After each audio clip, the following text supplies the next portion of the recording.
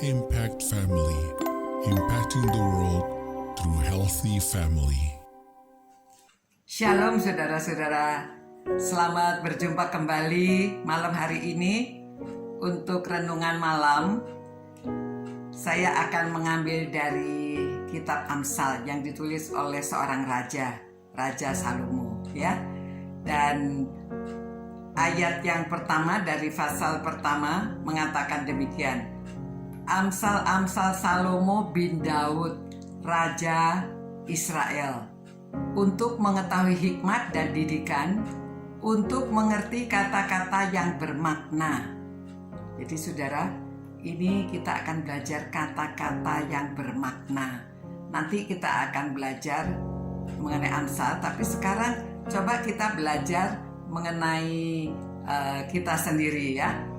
Bersyukurlah kalau kita hidup zaman sekarang karena ada Alkitab, kita bisa membaca dan kita bisa beroleh hikmat.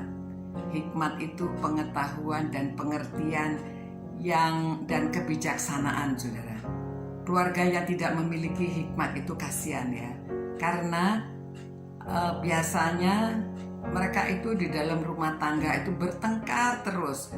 Setiap hari pasti ada pertengkaran, ribut, tidak saling percaya. Mereka kalau bicara berteriak-teriak. Dan kita lihat, ya, ada istri yang kabur dari keluarganya, anaknya ditinggalkan. Heran. Ada suami yang meninggalkan keluarga.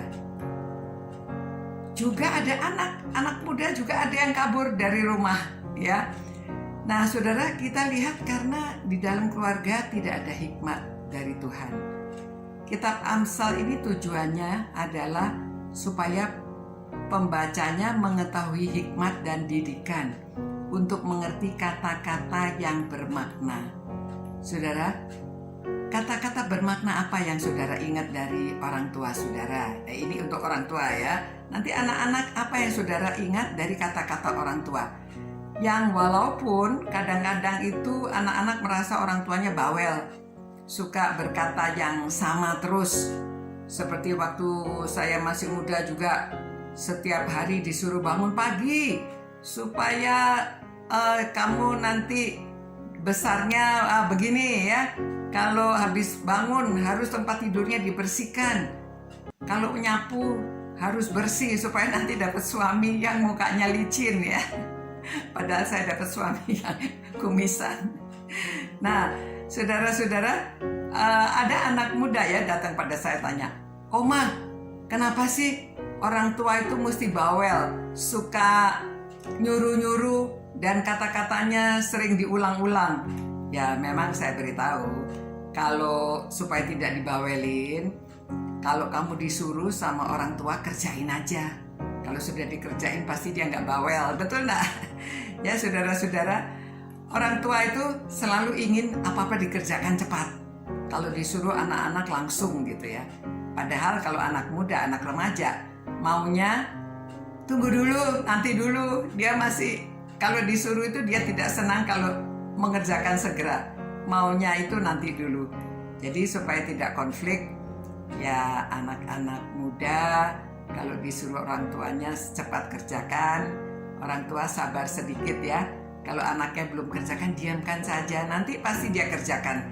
Tapi memang dia ingin mundur waktunya, ya. Saya ingat banyak yang dikatakan oleh orang tua saya. Dia katakan, "Ayo kalau pagi semua pintu dibuka, jendela dibuka supaya rezekinya masuk." Padahal yang masuk udara supaya segar, ya. Tapi dia berkata begitu. Dan kalau saya minta membuat sesuatu karena dia sibuk, dia katakan, "Kalau orang lain bisa, kamu juga bisa. Ayo kerja sendiri. Jangan putus asa. Coba lagi. Kalau nggak bisa disuruh coba lagi." Ya. Dia juga berkata, kalau saya bertengkar sama orang atau apa, dia bilang, "Kalau kamu nggak mau dicubit, jangan cubit orang." Jadi sebetulnya dia mengambil prinsip Alkitab, tetapi dia tidak menghafalkan ayatnya. Tetapi dia memberikan prinsip-prinsip, ya, seperti jangan berhutang, karena hutang itu harus dibayar. Jadi cukupkan dengan apa yang kamu miliki. Jangan sekali-sekali hutang, ya. Ucapkan terima kasih, minta maaf. Banyak hal yang diajarkan oleh orang tua saya. Ibu saya orangnya positif dan dia tidak pernah memukul anaknya, selalu memberitahu dengan sabar.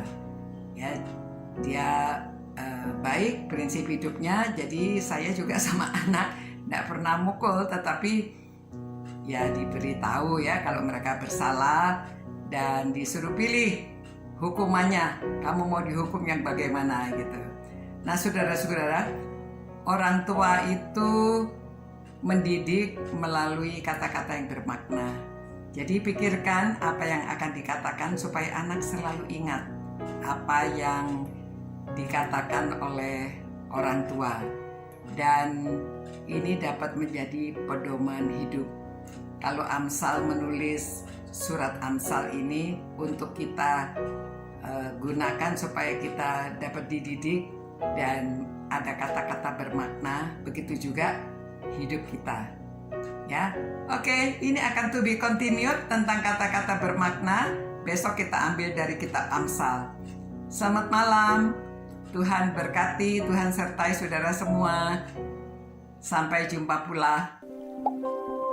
Impact Family, impacting the world through healthy family.